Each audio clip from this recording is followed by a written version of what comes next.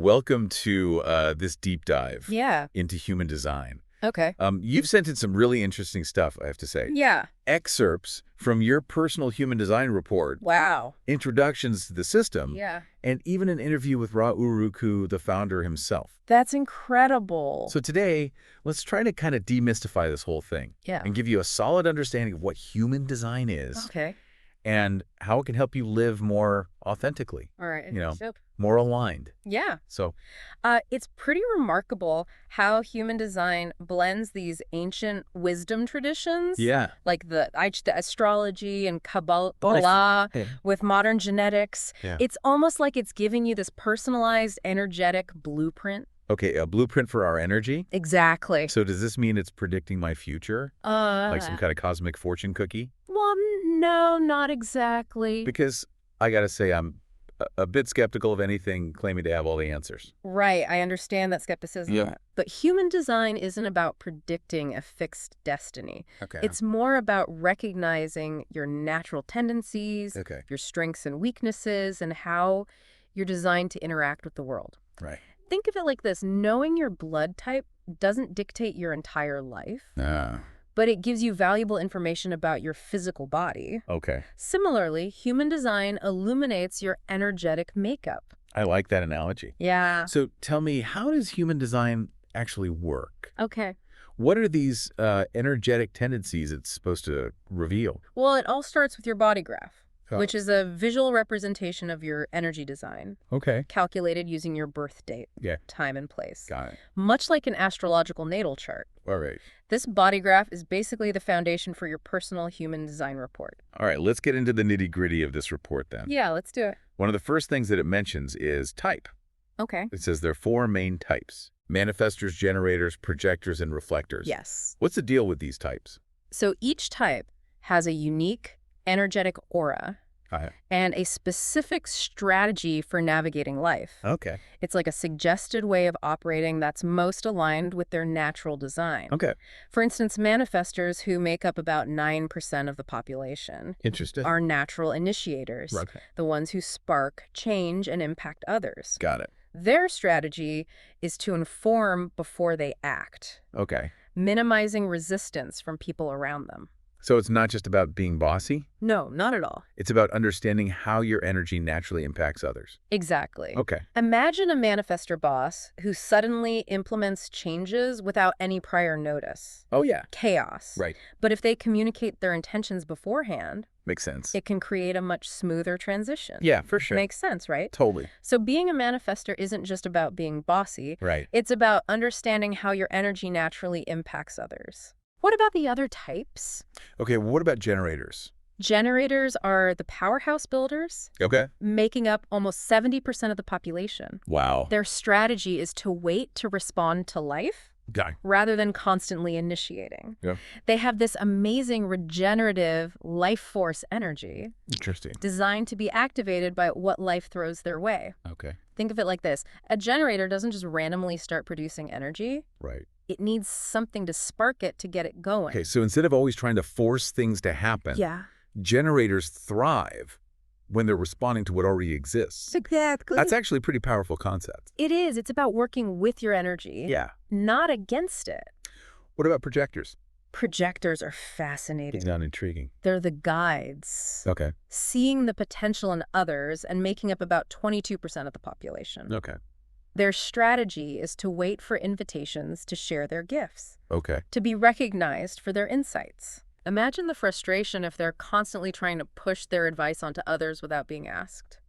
I could see that.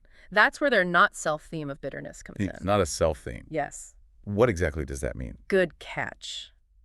That's a key concept in human design. Okay. The not-self refers to the conditioned patterns of behavior Okay. that we adopt when we're not living in alignment with our true nature. Oh, so for a projector, Yeah. constantly trying to initiate or force their insights on others Right. would be an example of operating from their not self, Exactly. leading to that feeling of bitterness. Yeah, that feeling of not being seen or appreciated. Okay, so it's like we have this authentic way of being. Yes. And then there's this not self that pops up Uh-huh. when we're not in alignment. Exactly. And each type has a specific not-self theme. That's right. It's fascinating how human design maps this out. Okay. It's like it's giving us a roadmap back to ourselves. All right. And we can't forget about reflectors. Of course not. What makes them so unique?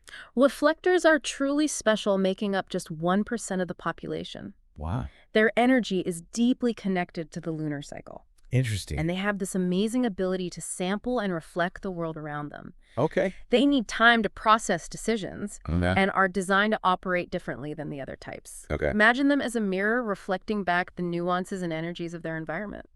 So each type has this distinct way of operating. Yes. And when we understand that, it can help us navigate life more effectively, Absolutely. minimizing those not-self tendencies. Right. And if we zoom out to a societal level, Okay. imagine if everyone was empowered to operate in alignment with their human design. Wow. It could lead to less frustration, more satisfaction, Yeah. and a world where everyone's unique gifts are truly valued. That's a beautiful vision. Right. And it makes me wonder, Yeah. if each type has this specific strategy, Uh-huh.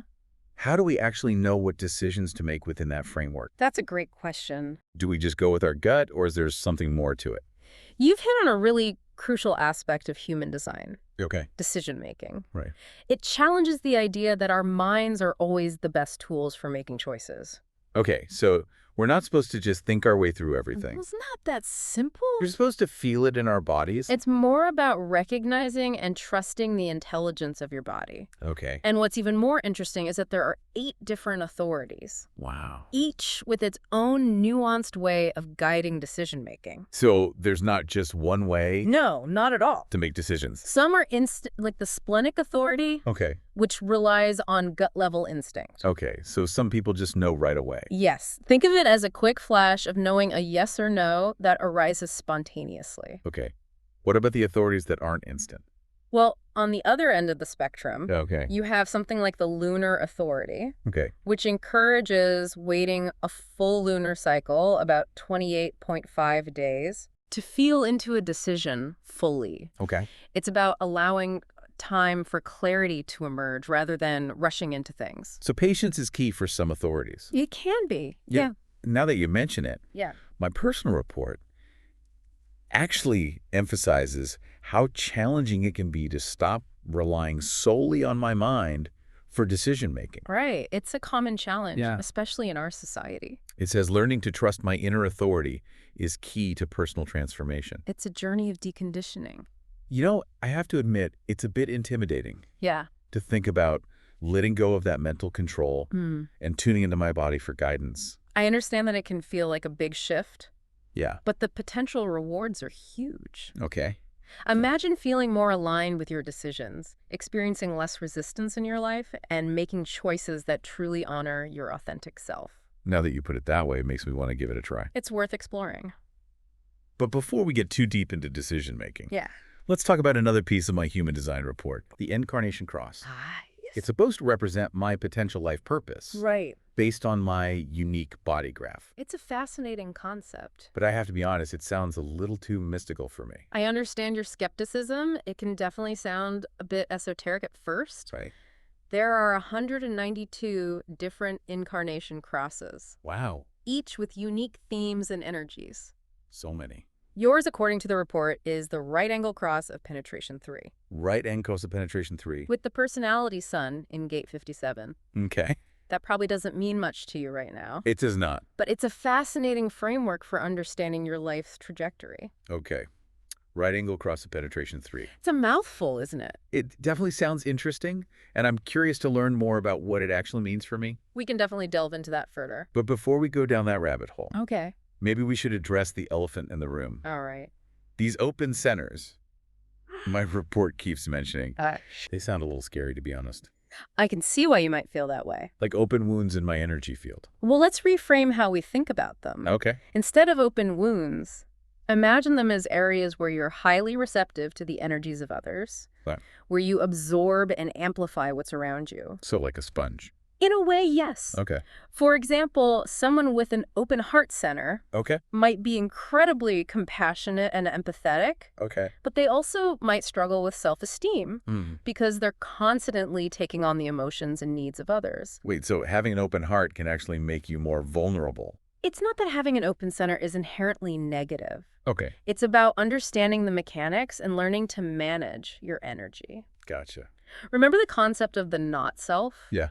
For someone with an open heart, their not self theme might be seeking constant validation and approval from others. Okay. It's like they're trying to fill a void by chasing external love and acceptance instead of recognizing their own inherent worth. So the key is to become aware of our open centers and how they might be influencing our behavior. It's about recognizing where you might be susceptible to conditioning, Right. to taking on the energy of others, and learning to discern what's truly yours versus what you've absorbed from your environment. So it's a process of deconditioning. Yes. And stepping into your authentic self. Absolutely. Deconditioning, it sounds like a lot of work. It can be a journey.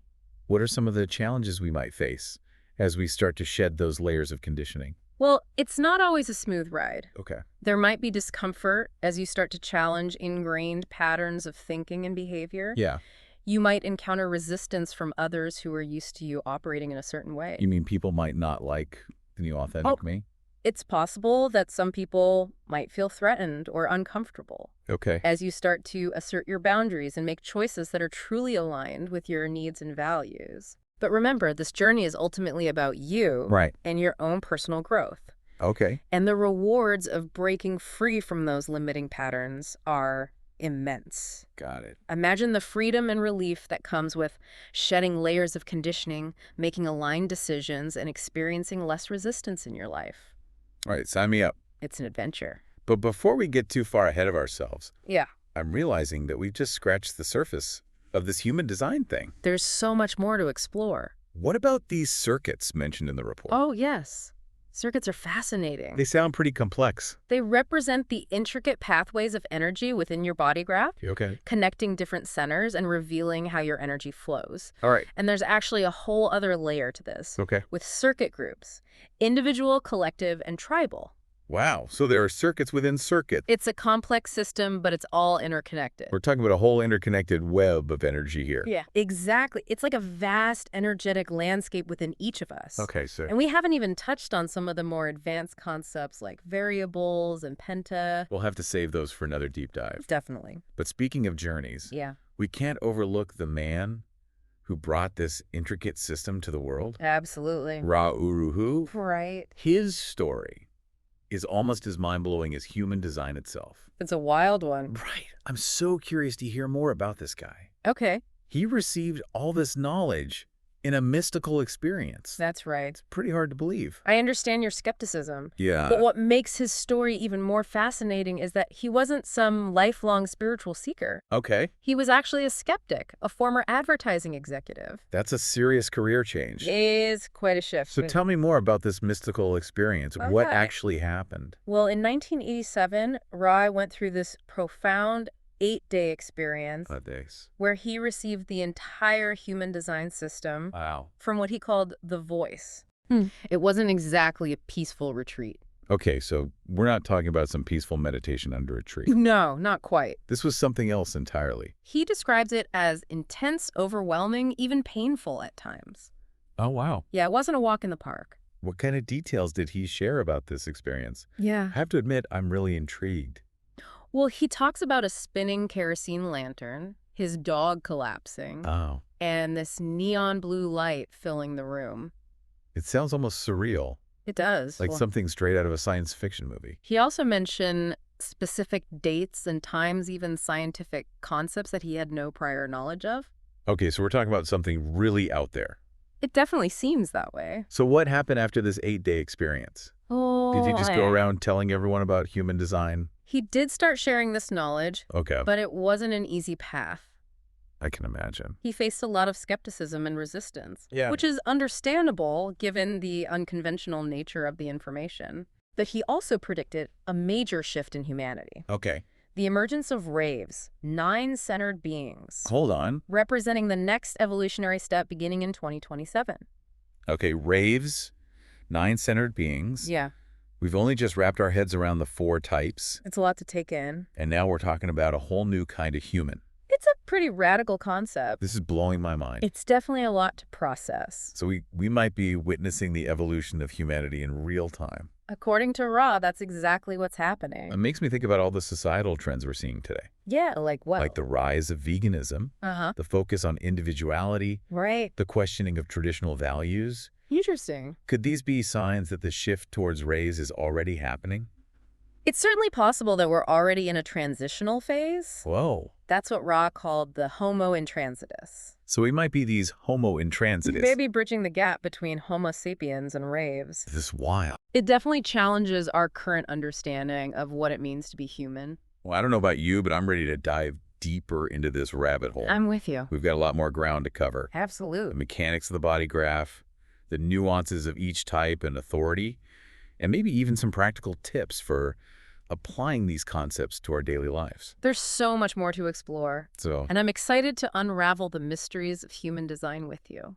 okay, let's see what other insights we can uncover in the next part of our deep dive. Sounds good. So we've established that each human design type has a unique strategy. They're a personalized guide to navigating life.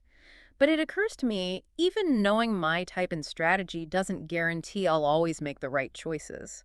How does human design address that everyday decision-making puzzle? Yeah, that's a question I've been wrestling with too.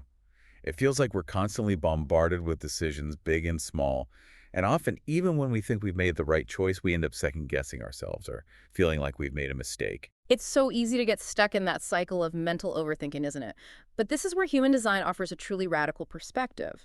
It challenges the notion that our minds are always the best tools for decision-making. Instead, it emphasizes the importance of inner authority, that bodily system we talked about earlier, which acts as a guide toward aligned choices. Okay, so instead of endlessly analyzing pros and cons, we should be listening to our bodies. That's going to take some serious deconditioning for a chronic overthinker like me. But tell me, are there any practical examples of how this inner authority thing actually works in real life? Absolutely. Imagine you're facing a decision about whether to take a new job. Now, your mind might be racing, weighing the potential salary increase against the new responsibilities versus the familiar routine.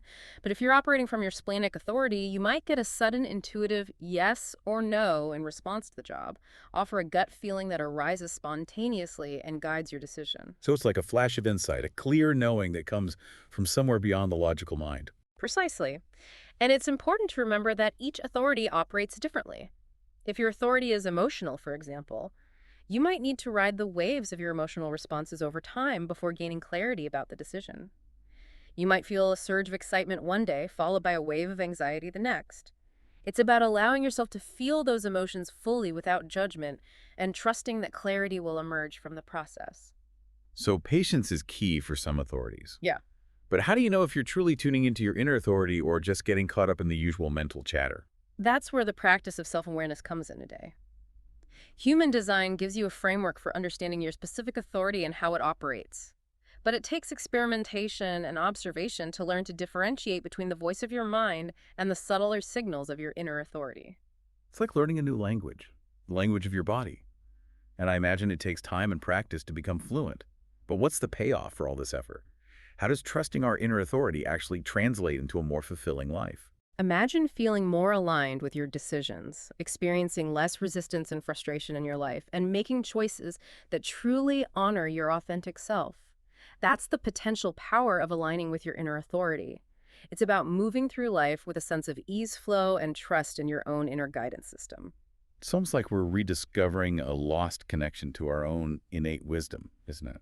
But I have to admit, this whole process of deconditioning, of questioning everything I thought I knew about decision-making, can feel a bit daunting. It's definitely a journey, and there's no need to pressure yourself to get it right all the time. Remember, human design is a tool for self-discovery, not a set of rigid rules to follow. It's about experimenting, playing with these concepts, and seeing what resonates with your own experience. And who knows, maybe in the process you'll discover hidden strengths and a deeper connection to yourself than you ever thought possible. That's a beautiful way to frame it. But speaking of radical shifts, I'm still reeling from Ra Uruhu's prophecy about the emergence of raves. It's a pretty mind-blowing concept, a nine-centered being that's less emotional, less social, and deeply individualistic. It's like he's describing a completely different species. It's definitely a radical departure from our current understanding of what it means to be human. And yet, if you look around, we're already seeing glimpses of these qualities emerging in our society. The increasing emphasis on self-care, the rise of solo entrepreneurs and digital nomads, the questioning of traditional social structures. It's like we're collectively shifting towards a more individualized way of being. But what does it actually mean to be a nine-centered being, and how would a society of raves actually function?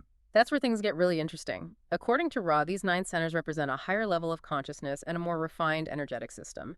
He described raves as being deeply intuitive, self-reliant, and less driven by emotional needs. They would operate more from a place of inner knowing and would be less dependent on external validation or social approval. So in a way, they're embodying the very principles we're talking about, like trusting their inner authority and living in alignment with their true selves. Exactly. They would be living examples of what's possible when we shed the layers of conditioning and embrace our unique design. But what about those of us who are caught in this in-between phase, the homo intransitus?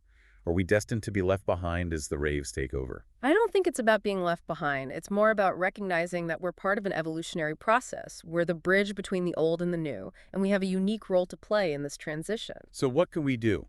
How do we prepare for this shift towards a nine-centered reality? I think the key is to embrace the principles of human design, to experiment with our strategy and authority, and to decondition from those limiting patterns that keep us stuck in the past.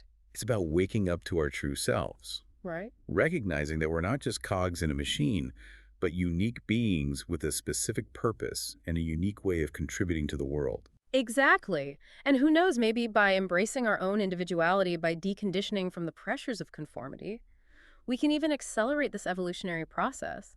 Maybe we can help pave the way for the emergence of the raves, creating a world that's more accepting, more diverse, and more aligned with the true potential of humanity. Now that's a thought-provoking idea, and as much as I love contemplating these grand evolutionary shifts, I'm also curious about the practical side of things.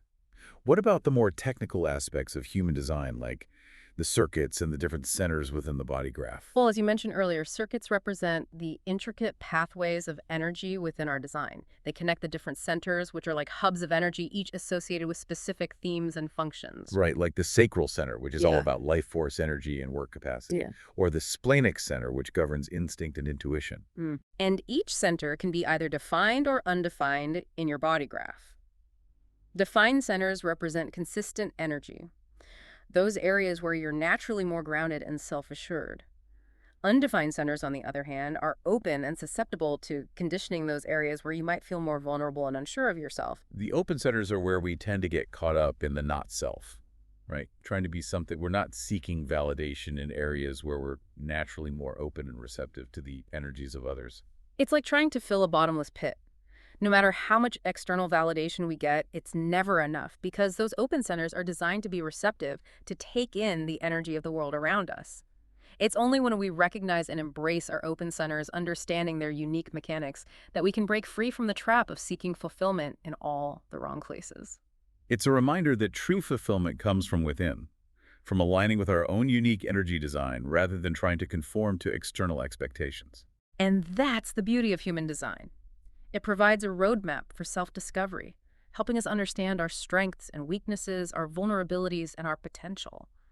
It's a tool for navigating life with more awareness, more self-acceptance, and ultimately more joy. It's like a cosmic mirror reflecting back to us the truth of who we are. And once we see ourselves clearly, once we understand our unique design, we can start to live in a way that's more authentic, more fulfilling, and more aligned with our soul's purpose. And that, my friend, is a journey worth taking. Okay, so we've covered type strategies, inner authority, and even touched on these mind-blowing raves. Yeah, it's a lot to take in. But I'm realizing there's still so much we haven't explored. Right. My human design report keeps mentioning the planets and these mysterious gates. Uh-huh. What's the connection there? Well, it's fascinating how human design weaves together different systems of knowledge. Okay. Just like in astrology, the position of the planets at the moment of your birth plays a significant role in shaping your energetic blueprint. Okay. But instead of just focusing on the zodiac signs, Human design incorporates the 64 gates of the I Ching, 64 gates. adding a whole other layer of depth and complexity. That sounds a bit overwhelming. It can seem that way at first. What exactly do these gates represent? Imagine them as energetic gateways, Okay. each associated with specific qualities, themes, and archetypes. Okay. So depending on which gate a planet activates in your body graph. Okay. It influences your personality, Right. your strengths, your challenges, Right. and even the way you express your energy in the world. So it's like having a cosmic fingerprint, Exactly. a unique combination of planetary energies Yeah, imprinted on our energetic blueprint at the moment of our birth. it's a beautiful way to put it. And it reminds us that we're not just isolated individuals, Right. but beings intricately connected to the rhythms and cycles of the cosmos. Exactly. We're part of something much larger than ourselves. Okay, I'm starting to see how all these pieces fit together. Yeah. We've got the types, the authorities, the centers, the planets, the gates. Yeah. It's a lot to take in. It is a lot, but it's all interconnected. But earlier you mentioned these circuits that connect the different centers in our body graph. Yes. Do the planets and gates play a role in how those circuits function? They absolutely do. The circuits are like the energetic highways of our design. Okay. And the planets and gates can influence the flow of energy through those pathways. Okay. Remember those 3 circuit groups we talked about, individual, collective, and tribal? Right. The individual circuit is all about expressing our unique gifts. Yes. The collective is about sharing those gifts with the world. Uh-huh. And the tribal is about supporting and nurturing others. Exactly. Okay. And the way those circuits are configured in your body graph, Uh-huh. influenced by the planets and gates, Right. reveals a lot about how you're designed to operate in the world. Okay. For example, someone with a strongly activated individual circuit Okay. might be a natural innovator or artist driven to express their unique perspective, while someone with a prominent collective circuit might be drawn to work that benefits the greater good, like teaching or activism. So understanding our circuits can give us insights into our natural inclinations, our strengths, and the areas where we're most likely to find fulfillment.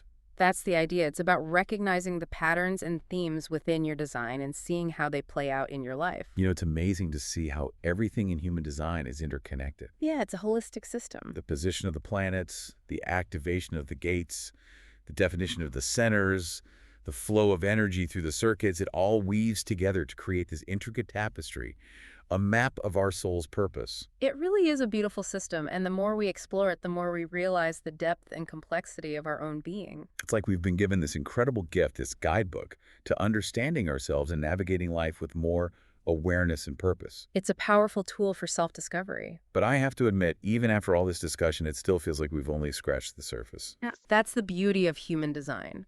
It's a journey of continual exploration and self-discovery. There are always deeper layers to uncover, new insights to glean, and more nuanced understandings to embrace. So for our listener who's been on this deep dive with us, Yeah. what would you say is the most important takeaway? That's a good question. What's the first step they can take to start applying these concepts to their own life? Well, the first step is simple: get your own body graph. Okay, how do they do that? There are many free resources online where you can input your birth information and generate your unique chart. Okay, so once they have their chart, Yeah. what then? Then you can start exploring the different elements we've discussed: your type, your strategy, your authority, your defined and undefined centers, and the planetary activations that make you you. And remember, this is just the beginning. Right. There are countless books, websites, podcasts, and even certified human design analysts who can guide you further on this journey of self-discovery. It's a whole world to explore. The most important thing is to approach human design with an open mind and a sense of curiosity. Absolutely. Experiment with these concepts, see how they resonate with your own experience, and trust your inner guidance system. That's what it's all about. It's about embracing your uniqueness, honoring your authentic self, and using human design as a tool to navigate life with more awareness, purpose, and joy. I couldn't have said it better myself. It's about stepping into the fullness of who you are and living a life that's aligned with your soul's true purpose. Beautifully said. And that, my friend, is the ultimate deep dive. Thanks for joining us on this exploration of human design. We hope you've enjoyed the journey.